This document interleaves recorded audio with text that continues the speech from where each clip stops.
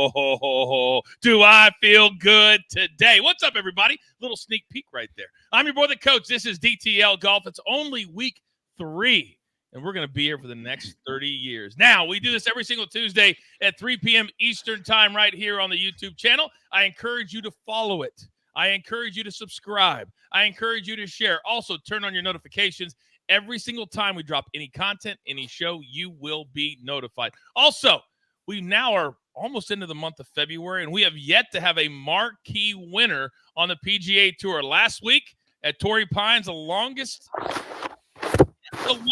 course on the PGA Tour, over 7,000, so over 7,500 yards. Matthew Pavon, the first French golfer since 1907 to raise the trophy. A little bit of controversy, raise the trophy on the PGA Tour. This week, we have the second of the 8 signature events on the PGA Tour. It is the top 80, and everybody that's qualified is at Pebble Beach. We have so much to break down. So without further ado, let's bring in the stars of the show. 3 of the absolute best golf minds in the business are here. My man Robert Damron is here. Robert, I know there's a little controversy last week at Torrey Pines. 18th hole, what were your thoughts as Pavon was getting it done? We'll never know, but it looked a little sketch there, Coach. The camera kind of panned back to him. It was all over Twitter, all over social media. I'm sure you saw it. And he stepped in the rough, but he stepped with a purpose. Like maybe he's trying to kill a bug. Maybe, he just likes to step that way because he's superstitious. Maybe he was stepping behind the ball.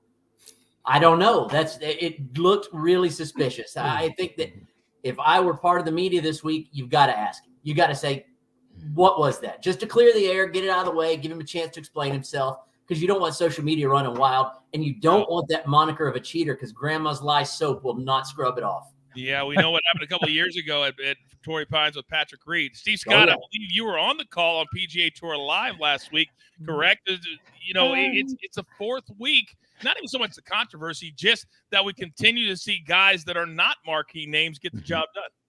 Well, I wasn't on the call last week, but that's okay. I'm on this week for Pebble Beach, and but it's all good. It's all good. I was watching like a hawk, and I got to tell you what, on that last shot, and I know maybe there was a little bit of misplay there, misstepping in the rough, but I got to tell you what, Matthew Pavon showed some huge stones. I don't know how you say that in French, but he showed some huge stones there, hitting that shot out of that ankle deep rough to that pin tight over the water, and he just hit it pin high. It was just an unbelievable shot, and then to hold the putt to take the title by 1. I mean, that showed a lot. I think it's less stones. Like Big Mac, less stones. By the way, you had Nikolai Højgaard as one of your long shots last week, and he was the one who lost by 1. You were close. You were so close. Oh. The final member of our crew is Fast Eddie Fernandes. And, Eddie, your specialty is distance. Torrey Pines was the longest course on the tour. Did anything surprise you from that tournament? You know what? Not really. It's just the thing is with Pavon, it was amazing to watch him. And I don't know if you guys agree with me or not, but I think it took the pressure off him with that last shot into 18. I think he was in the rough. He had a terrible lie. You can't miss short. So I think, like Steve said, it took a lot of stones to hit that shot. And I think he just lashed at it, whatever he hit it, 8-iron or 9-iron. And he was trying to take short out of play, and it just came out absolutely perfect. Or like Steve Scott says, like a butterfly with sore feet. That's right. That's right. Well, we've seen many, many times over the years that 18th hole with the water right behind the green, or in front of the green, rather, we've seen some bad things happen. So congratulations once again to Matthew Pavon getting it done, and he will be at Pebble Beach this week. Shout out to several of you watching us live. Moshe's there, Capper Taylor, my man Zach. We got your T-shirt, Capper Taylor and Corey, and any of you watching on demand, we welcome all of you as well. Now, this week, we actually have almost 48 hours for this show to marinate. This is the second of 8 signature events. Steve Scott, I'm going to come to you first because I believe the PGA Tour did this on purpose. I called back in 2019, PGA Tour Live. We were on site, and I remember asking somebody, how come they don't get better players to come and play such an iconic course? Well, in the month of February, or this case will be, it'd actually be February when they start, it's cold, and a lot of players don't like playing the amateur thing. They've changed a lot of the rules this year. Do you like the fact that Pebble Beach is now a signature event?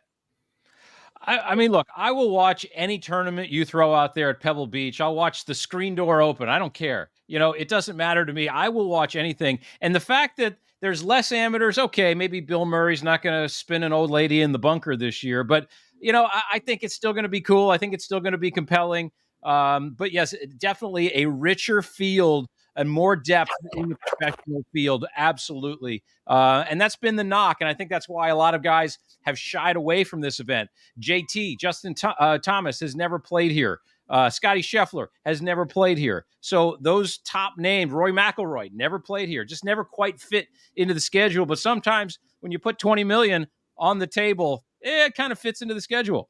Yeah, Roy's making his debut on the PGA Tour this season. And Robert, when you talk about guys like a Rory, he comes in absolutely red hot. He had a second-place finish that he should have won, honestly, over there in Dubai. Then he did end up winning the new event. So with all these top players coming to one of the 3 shortest courses on tour, do you agree that this course should be a signature event? Pebble Beach is just synonymous with iconic. I mean, outside of maybe Augusta and the old course at St. Andrews, there are no bigger venues and definitely no prettier venues. So, yeah, I think having a signature event at Pebble just makes sense. And going ahead and dropping Monterey Peninsula or what we used to play at Poppy Hills and just making it Spy, which is a son of a gun of a golf course. It's so hard. It's one of it rivals Torrey Pines, actually, the South course, as far as difficulty goes. And they're going to play that one day, Pebble the other days. So, yeah, I like that. And I like still keeping the Pro-Am feel. They've got 80 celebs, athletes. So I think it's going to be a hell of a watch. And, as we get into our picks after a while, we're going to be watching and talking about the nasty, filthy weather they're going to be having out there. It does not look fun. Yeah, it's been nice, Eddie, for the practice days, but when we get to the game days, it's supposed to be raining the entire weekend. And now that the amateurs are only playing for 2 days, by the time we get to Saturday and Sunday and that 20 million is on the table, and I don't care what anybody says, that matters. That's why the players are here. I like the changes, to be honest, because as much as I want the amateurs to have their spotlight, this is about the pros. And right now the PGA Tour needs the spotlight on these top pros. Yeah, no doubt. 80 of the best players on the PGA Tour right now.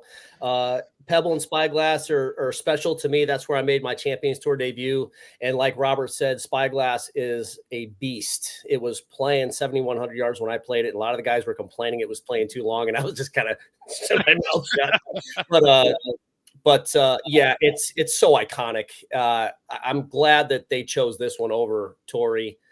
When I got to Pebble the first time I saw Pebble Beach, it was just like, wow, you make 7, 8, 9, 10 along the ocean is just absolutely amazing. But I think it's cool that they have all the celebrities, the athletes playing, and it's going to be a shortened event for the amateurs. So I'm glad to see the players are just playing on the weekend. The first and only time I ever played Pebble Beach, we got in because the lady who was in charge of all of the start times, she was like a 65 to 70-year-old wrestling fan. And I was in the WWE at the time. You never know. You never know who's going to be a wrestling fan. We teed off at 6 a.m., didn't see the course for the first 2 hours because of the fog, but still had a great time. It's got a solid 107. Solid 107. Now, part of the reason I said, and RD, I want to come to you first, because you've always been known as a great personality in the world of golf. People see it every week right here on DTL Golf. But the PGA Tour is losing some personalities, and they lost one today. As Tyrell Hatton made it official, he was pulled out of the AT&T Pebble Beach, and he will join John Rahm's new team over there at Live Golf. And he's one, I'll be honest, he's my favorite player to watch in golf because of what comes out of his mouth. How big of a loss for the tour, and how big of a deal for Live to get this guy? I mean, it's nowhere near the big a loss as the Rahm or even the DJs and Koepkas and Brysons, but you hit the nail on the head. This guy is the most interesting man in golf. He's the most compelling watch on the PGA Tour, now on the Live Tour. He's a guy that I would actually buy a ticket and go watch play golf in a golf tournament. He is that entertaining. I don't care if he plays good or bad. If he plays good, he's still outrageous. If he plays bad, he's hysterical. And you got to look out for the occasional flying club and, maybe a caddy walking off the golf course on him. But no, I think that it's really getting to be bad for the PGA Tour. Not just this Tyrrell Hatton loss, but I was looking today at the list of players they have lost. It is a huge hit on the tour to lose that many great players. And I mean, they say all those things about we're going to grow the game, blah, blah, blah, blah, blah. They're going for the money. And listen, I can't blame them. I'm not going to sit here on my high horse and act like somebody weighs 10, 20, 50, 80 million in front of me that I know what decision I'm going to make. I'm never going to say that, and I'm never going to fault them for doing it. But sometimes I just scratch my head. Man, you're going into obscurity. I don't think anyone's watching. Maybe they will one day, but they sure as hell aren't yet. But here's the deal. And Paul in the chat says, isn't LIV and PGA supposed to merge? How does that all work now? And Steve, I'll come to you on that because I think that's part of the reason that despite the big money, John Rahm says, hey, I'm already good for all of the majors. And now that all this talk is going on, I'm going to get in anyway. And eventually we're all going to merge to one big tour anyway, because that's what the PGA Tour has allowed us to believe now as these negotiations have extended out. So for a guy like Tyrrell Hatton, he's probably betting, hey, I'll take my $60 million and I'll probably be right back here in the next 6 months to a year anyway. I think it's a really smart play by them in many ways to do that, right? I mean, the talks have been just that, right? They have been the fact that the Strategic Sports Group, who own the Boston franchises, Atlanta, the Falcons with Arthur Blank and whatnot, you've got to make an idea of that they are really they're going to put in $3 billion or something. And I think what's really driving all of this is that the PIF is getting really frustrated right now, and they are just trying to pick off whoever they can, whenever they can, and strategically when it makes sense. I mean, they're not, they announced it just right before a very important event, the signature event this week. So it's not by accident that they picked off another top player at this time. Aero in the chat says, I would love to see Fast Eddie play a few on the Champions Tour. People would tune in to see a guy like that. There is no question that they need more personalities or guys that can play top-level golf and also hit a long way like Fast Eddie. So, Eddie, when you talk about entertaining personalities, I've always joked that the tour needs to hire me outside of my role that I already have to help these guys understand it's not just about playing golf. And now more than ever, I believe they need that because it's one thing to win. It's another thing for people to tune in and watch you win. Yeah, that's why we pay attention to Lee Trevino still. He's 84, 85 years old. He is so entertaining. I just, like last year at the father-son, I was just listening to him, and I just 2 ears, 1 mouth, right? Just shut my mouth and just listen. And he's amazing. He's such an entertainer, even in his 80s. And I think we need that. Tyrrell Hatton, what an entertainer he is. And he's like Robert said, he's like a volcano 1 minute, he's jumping up and down the other. It's crazy, but we definitely need some more personality. Bryson is a very polarizing character in golf. But the PGA Tour's lost a lot of big names, a lot of big personalities. And, it's going to have to happen sooner or later. Something's going to have to give. So I hope it happens sooner or later. It seems like it has to go that way. No, now it's a lot more pressure on the top guys. There's like 8 or 10 guys that quote unquote kind of move the needle, not like Tiger and those guys, but the JTs, the Spieths, the Schefflers, they've got to show up to these events or you lose a lot more than that. You're watching DTL Golf. We're here every single Tuesday at 3 p.m. Eastern time. We understand a lot of you watch this on demand as well because you have 48 hours to get it in. So turn on those notifications and you can watch us anytime you want. But if you want to ask a question, you got to watch live. Now, as we head into and start to think about guys that we look at, Eddie, I'm going to come back to you because you look at the names that have won and you look at the names that are now starting to play well. There's a lot of new school guys like Nick Dunlap, who won 2 weeks ago as an amateur. He skipped last week, took a little bit of a hit, not a big one, but he will make his pro debut this week at Pebble Beach. So when you look at new school guys as opposed to old school guys, what do you make of it? And I think Steve and Robert will agree with me on this, but I have some notes. Matthew Pavon, old school progression. He's 31 years old, started out on the Alps Tour, right? It's a third level tour in Europe, won a couple of times, got his Challenge Tour card, and then all of a sudden his DP World Tour card. And all of a sudden took him 5-6 years to won in October in Spain. Birdies the last 4 holes at the DP World Tour Championship to be the last spot to get his PGA Tour card. He's 31 years old. Now you look at it, that's like the progression like we had to go through back when we were kids. Now you get the Nick Dunlaps, the Højgaard twins, and then this kid that just won the Korn Ferry event, Aldrich putt guitar, 19 years old, youngest winner ever. These kids, 19, 20, 22 years old, are just jumping out on tour and going crazy. They're like, yeah, I can win. I think it's a belief. It's a psychology. And, they have everything, right in front of them to build.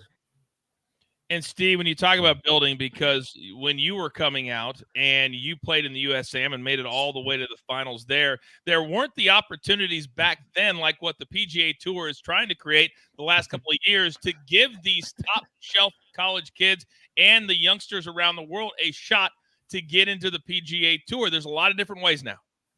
Yeah, there are a lot of different ways. I mean, this PGA Tour University is so awesome for these players. I mean, Ludwig Aubert, he was the guy who was the first graduate #1 on the series there last year, and look what he has done in his short professional career. And it's just giving these players a direct path to the PGA Tour. Do not pass go, do not collect $200, do not do anything. You're going right to the big show. And a guy like Nick Dunlap, he's going to move the needle for a lot of these guys as well. These freshmen, sophomores, juniors in college thinking, hey, I can absolutely win on the PGA Tour. If Nick Dunlap did it, I can do it too. So lots of things that are kind of changing here. And the game is younger and younger. Sometimes I wish I was born, maybe 20 years earlier or 20 years later, because, man, that was a tough little time right there battling that guy who I did back there at Pumpkin Ridge. Man, that's something nobody can take away from you. Toe with Tiger Woods back in the day, my man Steve Scott. RD, you are somebody that if I was a young player, I would reach out to, because as I alluded to a couple minutes ago, I think these young kids that are coming out right now, Nick Dunlap, great story, but I wanted to see maybe a little more personality. I want these college coaches and guys to say, listen, if you want the top shelf money, it's one thing to be through to 2026, but if they want the TaylorMades, the Callaways to come knocking on their door with the really, really big money, you got to be able to sell yourself and talk on the mic. And a lot of these young guys, even though Fast Eddie and Steve made really good points, to me, they're not that exciting to listen to. Mostly they're not. You're right. There's not a lot of good interviews on the PGA Tour. And, coming from a wrestling background, I mean, that would be, 100% all personality. And we need some of the guys to pump it up 10 or 15% more, just something. I think there's times that Rory tries in some of his interviews. He's very honest. I think Max Homa is great as far as his social media. I think there's a handful of guys who are really funny on social media, and they try to make themselves kind of pumped up on the golf course, pump up their brand, pump up their image. Joel Damon, his I don't want to knock his golf game at all because I love the guy, but his fame has kind of surpassed what he's done on the golf course for two reasons. One, he beat cancer when he was younger, but two, because he's funny as hell and he does stuff on social media and he's entertaining to watch. So pushing your brand is something that I think has always been lost in this sport. It's always been a sport, coach, of guys that grew up not playing team sports, but on the range by themselves, chipping by themselves, going out playing 9 holes with their bag on their shoulder by themselves. It's a lonely sport. And a lot of people don't get to develop that personality, so it's just the way it is. But I'm 100% with you. They should hire somebody just like you to come in and say, we're going to pump our brand just a little. We don't have to go over the top. You don't have to be nuts. Just a little. Just make it more interesting to watch. I say that kind of facetiously, but I'm dead serious because I pitched that. And you guys, 1,000%. I'm not saying that they stole the idea from me. But I didn't know idea. You remember the commercial they had with the guy from Scrubs, and he was sitting there with the different players trying to talk to them. Remember that commercial? Those 2 or 3, you don't remember? Well, basically, I pitched to where I would be the coach, my name, and then you'd bring guys in and you would tease them about the different things that they do on the golf course. For example, Spieth. Hey, Jordan, you really can't talk that much. And then the end, what we call a button at the end of a commercial, the last 4 seconds, would him be like trying to play with like tape on his mouth or something like that. Right. And I thought that'd be a really funny way to have 8 or 10 guys and bring their personality out as I'm coaching them. DP World Tour does it. Absolutely. DP World Tour does it. And for some reason, our guys will not embrace it. I don't know why. No. hopefully this will be the push that they need. And I'm not even joking. A show like this is what the tour needs. Really smart golf talk, but entertaining as well, that understands the players. Yep. And they don't have that right now. They just don't. And hopefully, because I send this to them every single week. You guys know that. All right, great discussions there. A lot of big topics here on DTL Golf. Thank you all for tuning in live and putting your stuff into the chat. Any questions, we'll try to get to as many as we can. But we've got picks this week. And I tell you all the time, if you're going to be a golf bettor, the only thing that you want to play a full union on is head-to-head matchups. Everything else, take your bet way down. This is the hardest sport in the world to bet on. So with that being said, today, because of the Terrell Hatton news, there really were no first-round leaders in time for us to put them into the show. So, gentlemen, we're going to jump right into head-to-head matchups first. And, Steve, I'm coming to you. I'm a little bit surprised that a guy that you thought was going to be so good last week, and he was, played the South Course sight unseen, are now this week fading him. Let's start there. Totally different skill set this week, Coach. Totally different. And at some point, we've got to talk about our little showdown that you took an L on. I don't know what you're talking about. Focus. We'll get there. But Bo Hostler, he's a guy, Bo knows, right? And Bo knows the AT&T Pebble Beach. Last two finishes, tied for 11th and 3rd here. 4 out of 5 cuts made. He's a California guy, tied for 6th last week. No slouch last week either. Nikolai Højgaard, I'm just not feeling him this week. He put a lot out there last week. Last week, golf course was absolutely perfect for him. But this week, not so much. You kind of pinch it into certain portions of the fairway. Bo Hostler all the way there. He's definitely got the edge. Jason Day, plus 105 over Ben On. Again, experience over inexperience. Jay Day has never finished out of the top 25 here and has 3 top 7 finishes. Ben On played once here, tied for 37th. Just not feeling it. Justin Thomas over Ludwig Aubert. And I'll give these two players have not played this tournament before. And so they're kind of on equal playing field. But the reason why I give JT the edge, he has the edge with the wedge game and the short iron game. Think about this, 18.6% on average, more shots at Pebble Beach come from the 100 to 125 yard range. Justin Thomas has definitely the edge here. Ludwig was 144th last season from that distance. JT was 19th. So I really like JT there. And JT the year before that, you know what number he was? He was number 1 from 100 to 125 and number 2 from 125 to 150. So there's going to be a lot of shots in that zone. JT all the way over Aubert. I saw a quote from Justin Thomas, if you guys follow PGA Tour on the X, and he said, the only thing I had left to do now to get all the way back is win golf tournaments, and I'm almost there. When a player says that, you know he's confident. Now, I'm going to give you and Eddie, I'll give you each 15 seconds. You want to bring up the show. I was 2-1 in my head-to-heads last week, by the way, so that's fine. The one that I lose has got to be the one that these two idiots had against me. So I'll give you 10 seconds, Steve. 10 seconds, Eddie. Go ahead, talk all the trash you want. I'll wait. Yeah, Eddie, you go for it. You go. You let him go. Well, Coach, I mean, you should know better because I think I remember the first hole you and I ever played together. I holed out for eagle from the bunker. So, maybe a little bit more golf knowledge, but, I think Steve and I kind of have a little leg up. Hey, there's a merch store coming pretty soon. I think there's some merch involved here that you're going to be owing somebody. So 100%. I love it. But I can tell you this, it's not going to be Big Cheesy because Big Cheesy just wrote this. Coach lost a showdown? No.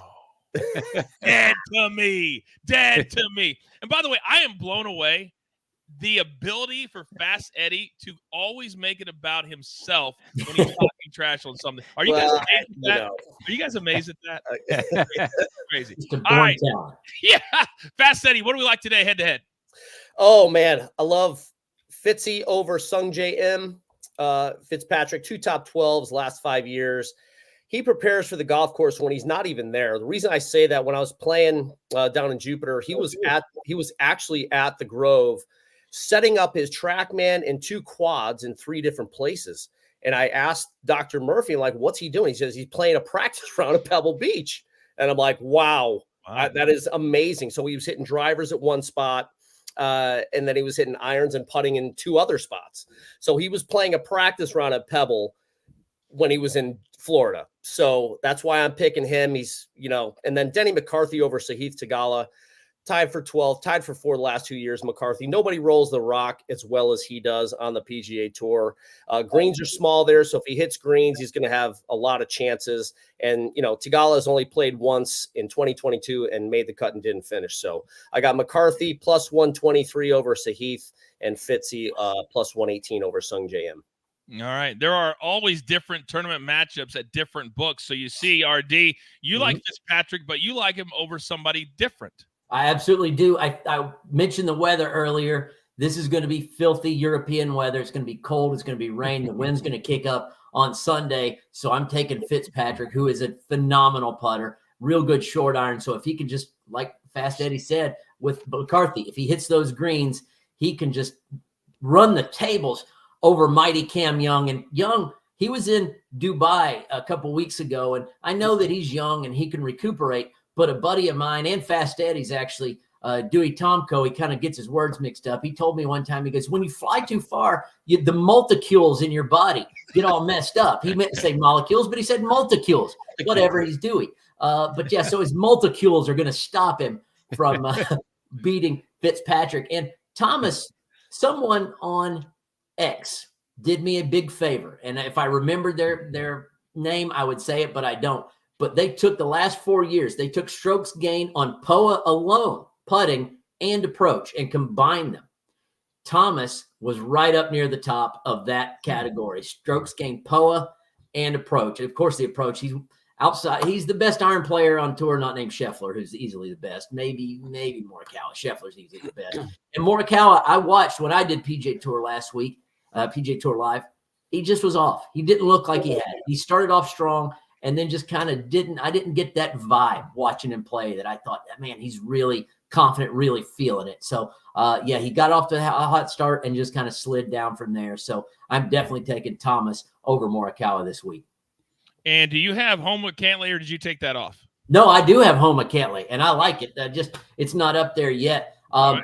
Remember that stat I just told you, the strokes gained, POA, putting, and approach?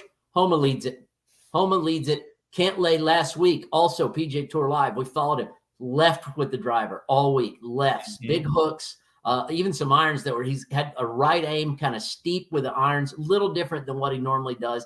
He seemed off with the driver, and his great putter really wasn't even clicking on all cylinders. So I'm taking Homa, and Homa was minus 120. I'm taking him all day over Patrick Cantlay. And it's okay. I tell the crew at home all the time, you better have your paper and you better have your pen handy like I do. I host this show, and I'm still taking notes. So Homa and Cantlay. Quick question for Paul in the chat, programming question. You had teased some DTL golf lessons. When can I expect to have these experts help fix my swing? Well, Paul, this is week number 3. And we're going to get to that. I promise you. We're rolling out a new club called The Crew, and you want to be a part of that, and you want these guys to help you? Well, we're going to have that opportunity. We'll roll those details out when we can. But right now, we're just getting the train going. But we'll get there. I promise you that. Now, just like the golf season, we got to let the season breathe just a little bit. Now, gentlemen, finishing positions. And I just said, take your bet size down. When I'm betting a top 10 or a top 20, I might take it up to a quarter. So if I'm $100 better, I might bet $25, but probably just like 20, because it's so easy. How many times have we seen it? Somebody's, T14, they make a bogey, all of a sudden they're T23.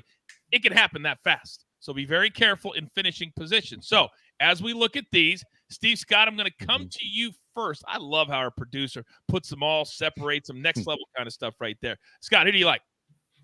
Yeah, let's start Keith Mitchell plus 275 for a top 20, tied for 12th and tied for 4th in his last 2 AT&Ts. So I like him. He's really, really solid with the ball striking. These greens are the smallest on the PGA Tour, 3,500 square feet. So everybody's going to kind of miss them, but Keith Mitchell's going to hit a few more than your average bear. Tom Hoge, another guy who really strikes his irons well, plus 330. I mean, I think you got a lot of value here with a past champion from 2 years ago. at Tom Hoagie at plus 330. So go for that. Maverick McNeely. Here's a guy. He is not really on anybody's radar. He's in on a sponsor exemption this week, plus 360. He's a Stanford guy, so just right up the road there in Palo Alto. He knows these grasses so well. And, oh, by the way, his father who sold his shares of Sun Microsystems for, billions of dollars. They had a house on the 16th hole at Pebble Beach. He could sneak out there, and he knows all the blades of this grass on this golf course. So Maverick McNeely, he's a sneaky guy out there. You're going to want to put something on this week because I've just got a feeling about him. Do you like your top 10s too, or do you want me to? Well, I can go to the top 10s too. I mean, Jordan Spieth. I mean, he's kind of a AT&T specialist. He loves this place. Plus 180. He's made the last 5 cuts here, including 3 top 10s. Really understands this place well. Patrick Cantlay. We're going to give him a chance because he's played really well here. I know Robert wasn't quite feeling him last week. I say he turns things around a little bit. Patrick Cantlay doesn't have few too many poor showings in a row. So Patrick Cantlay plus 190 for a top 10. And again, this is only 80 player field, so this is not that full 156 player field. So keep that in mind with your finishing positions this week, everybody. Yeah, I'm going to take the bogey on that one. I told the guys, if you have more than 3, stop after 3. And I'm the one who makes that stupid comment. So, Steve, I apologize for that. By the way, Spieth, former champion here. There are 4 former champions in the field this week. He won in 2017. Tom Hoagie, you mentioned him. Nick Taylor from 2020 and the defending champion Justin Rose is also in the field this week. Wouldn't it be nice to have a billionaire dad and still be good enough to play on the PGA Tour and not have to worry about your prize money? Just stay there. Just be nice. Kind of doesn't. Stay amateur. Yeah, stay amateur. Stay amateur. So you can play in everything. Cool. Oh, all right. RD, I want to come to you because you like 1 top 10. You got a little synergy there with Steve-O, and then you like a top 5. Talk to me. Well, Steve picked the whole field there. I mean, he's got how many 5 players there? That's kind of hedging his bet. Hey, you got to be smart. You got to be smart. That's right. So, no, I also like Maverick Moneybags McNeely. He is one of these guys that is a specialist at Pebble Beach over the last 10 years at Pebble and at Spy, taking out the other course.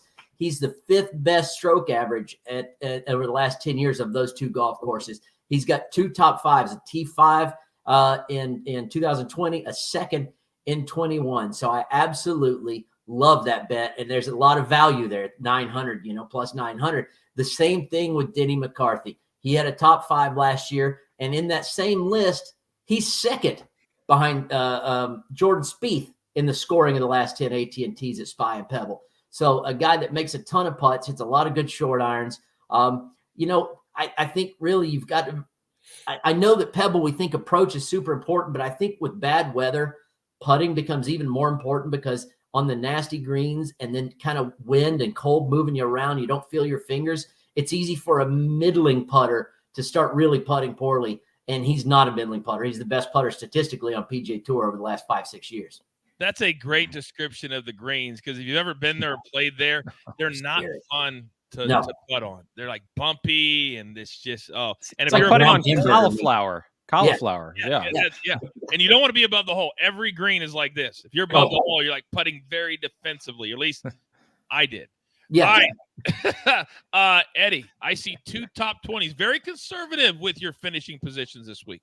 Yeah, I like Cam Davis for the mere fact that I know who he works with on wedges, and Cam hits it plenty far.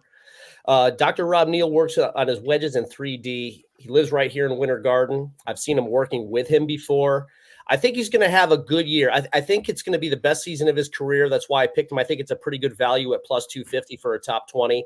And also Mr. Hoagie. I mean, I think it's an incredible value at plus 330 for another top 20, past champion and T12 in 2021. So I think sprinkle a little cashish on Mr. Hoagie and Mr. Davis this week. I think they're really, really good picks. Real quick question for Fast Eddie. Moshe says, I'm having trouble finding McCarthy over Thagala. Where did you get that one? I found it. Maybe it was. Oh gosh, I can't remember, Coach. I have a data app that I saw it on, and maybe it was. Oh God, We're gonna give you homework. We're gonna give you homework. No, that's fine. Find it, and we will tweet it out. Yes, that sounds good. I will do that. I'll. Sounds good. It brings up a good point because sometimes when the guys give out the information on the head-to-heads, that's why we say really listen to the information. Because if you don't have a book that has that, because you may not have DraftKings, you may play at MGM, or you may have Bovada or whatever. Listen to the information, and if you like it against another player, then you can still use that information for another player. But thank you for asking that question. What I can do, Coach, is I can go into the comments and I can put it in there right after the show. Perfect. Sounds good. We want everybody to get what they need because I really like that one as well. All right. Now the most important and hardest thing to do in golf. And for those of you that are brand new to golf betting, here's how hard it is to pick a player. If you pick one all season, like the entire season, then that's usually more than most other golf bettors do. That's how difficult it is. If I'm betting the winner, usually it's a sprinkle, and it's just pick and hope. And I'll usually put maybe $5, maybe $10 on a winning pick. So, RD, I want to start with you. As I look at your two picks, I like them both, and people forget that one of them was a low amateur at the U.S. Open on this course. Talk to me. And won the U.S. Amateur on this same golf course, I might add. The Nordic Nightmare Victor Hovland at plus 1,200. He did win the U.S. Amateur, and when he won there, during the match play, Steve, back me up because I think I got this right. He never trailed in a match for one hole, ever, in a match during the whole match. I think you're right. I believe that's right. On that strokes gained POA and approach, he is second on that. He loves this golf course. He finished tied for 13th last year, dragging the CEO of Chipotle around with him. Hopefully he got a bunch of those barbacoa burritos. I love those things. They're like a bomb in your gut. I think they're beautiful. I wanted to play with him so bad. I was jealous. And my other bet, the golden boy, no, not that lump that's dating Holly Saunders right now, but Jordan Spieth. This guy is absolutely in love with Pebble Beach.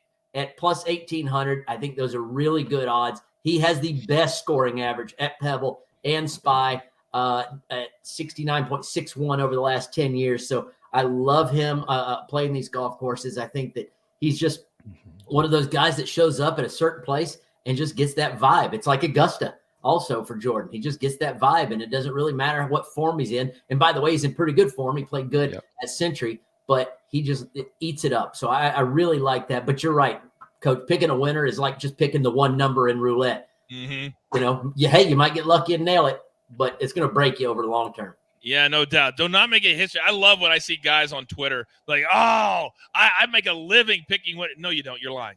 Yeah.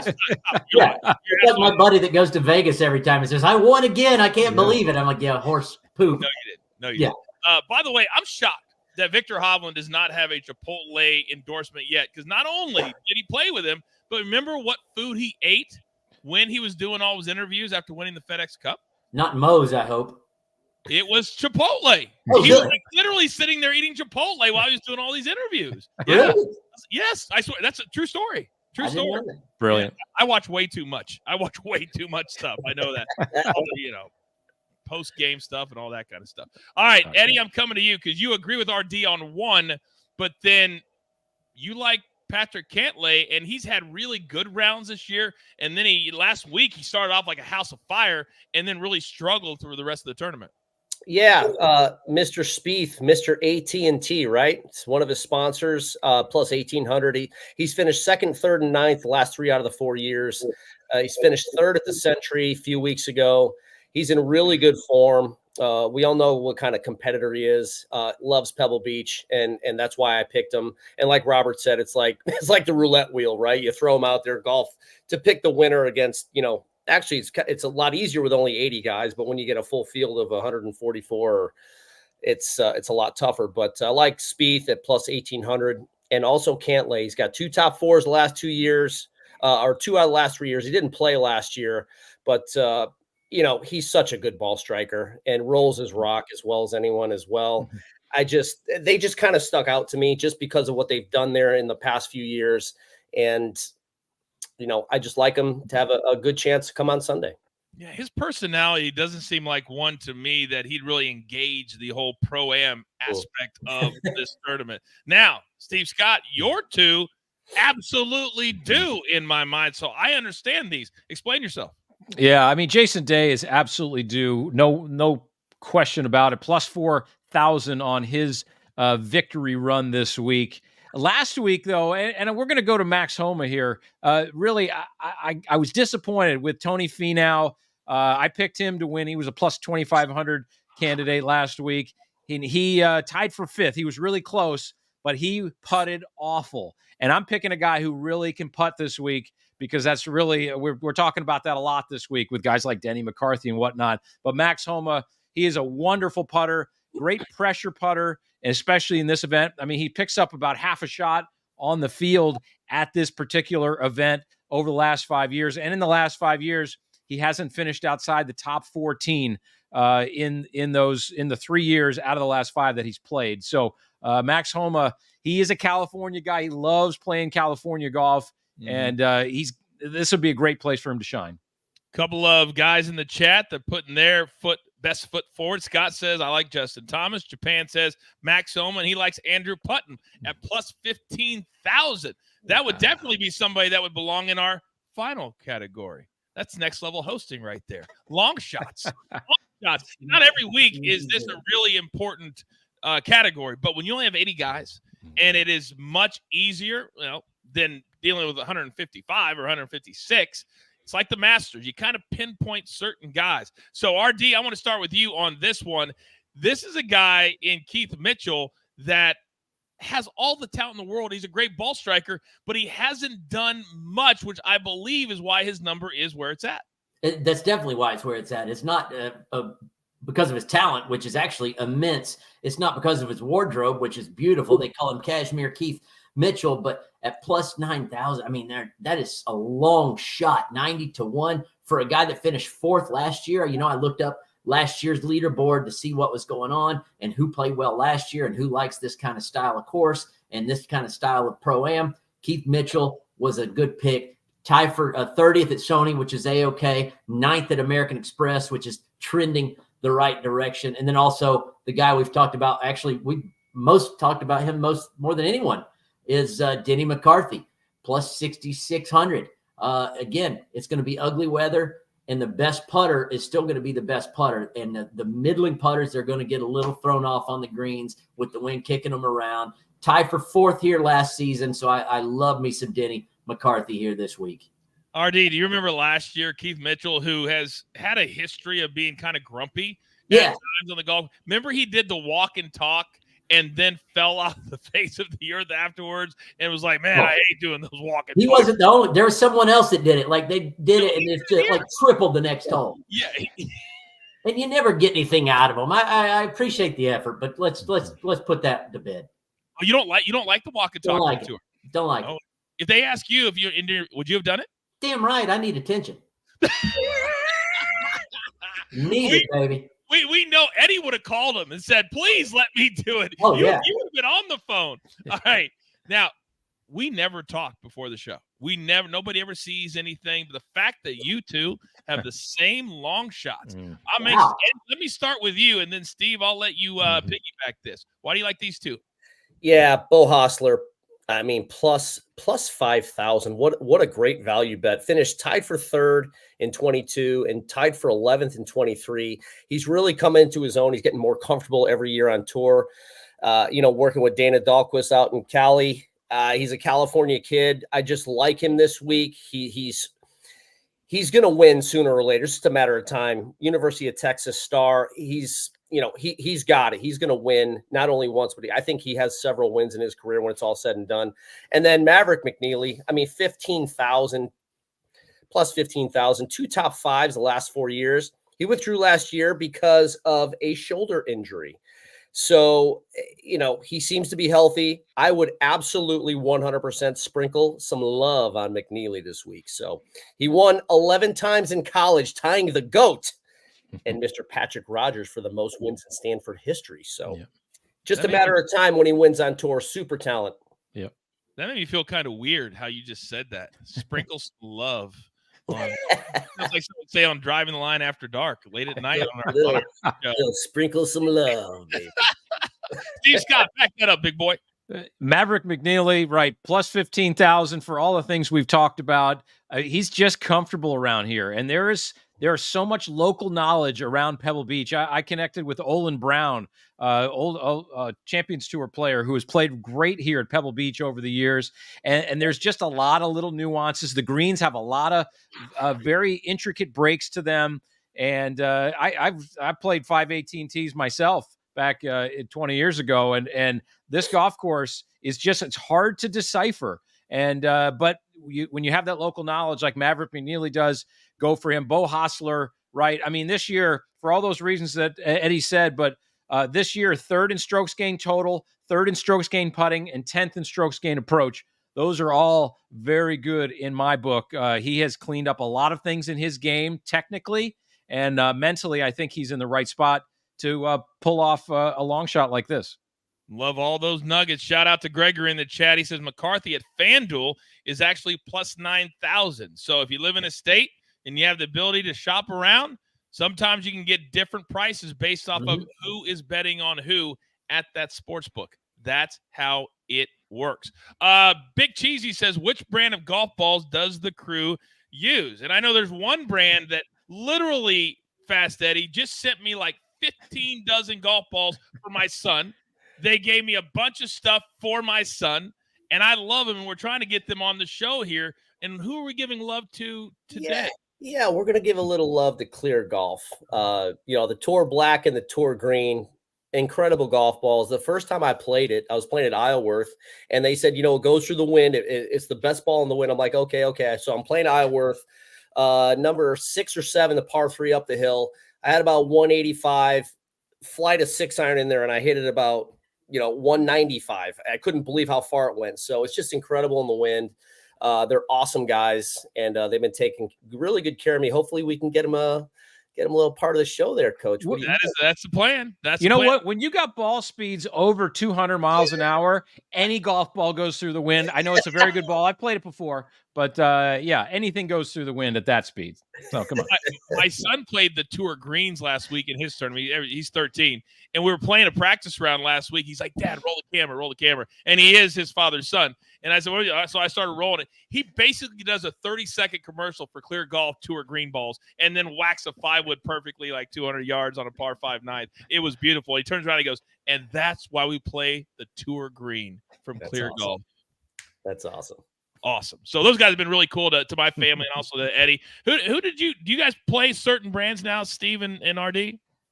I still play, TaylorMade TP5X. Just a good ball, and they've been good to me. And it kind of suits me when I can find the club face occasionally. But mostly TaylorMade treated me great later in my career. And the fact that they keep me in golf balls and some other things is just amazing to me. So no, I love the guys there at TaylorMade, and it's a very good quality golf ball, no question about it. Rory wouldn't play it if it weren't. Oh no, and Steve, you love TaylorMade too? Yeah, 100%, all those things. Awesome. I got to tell you, for those of you who have not been in the world of golf, first of all, thank you for tuning in every single week and coming in the chat. But when you have a relationship through the game of golf, whether it's through your son or like these guys have, there's nothing like it. It's literally nothing like it. And just getting a bunch of golf balls in the mail, it helps so much because you get the ones that you can play. So we'll continue to try to educate you here on the show. Also, don't forget, later this week, we're launching our brand new exclusive club called The Crew. And if you're a member of The Crew, and why wouldn't you be, so much extra content and access to us because we only have so much time here on the show. So you're going to get more of the guys, more of our regular crew on the weekdays. So we're going to give you more because we want to make you the smartest sports fans, golf fans, and bettors that you could possibly be. All right. That's all the damage we can do. I love when all 4 of us on the show. You can't get more knowledge than right here. But you know what time it is? I need you to pay it forward. I need you to be kind to one another. I need you to go out there and just try to break 100 like hardly anybody ever does. But you can start right here. So with all that being said, there's only one thing left to do, and I believe you all know what that is. You've got your marching orders. Let's take all of these AT&T Pebble Beach 80-man Pro-Am tickets straight to the pay window. For my entire group, Lobo, my man RD, the great Steve Scott, and Fast Eddie Fernandes. I am simply the coach, trying to keep this train on said track. We grind for you so we can win with you. It's truly what we're all about right here at DTL Golf. Good luck.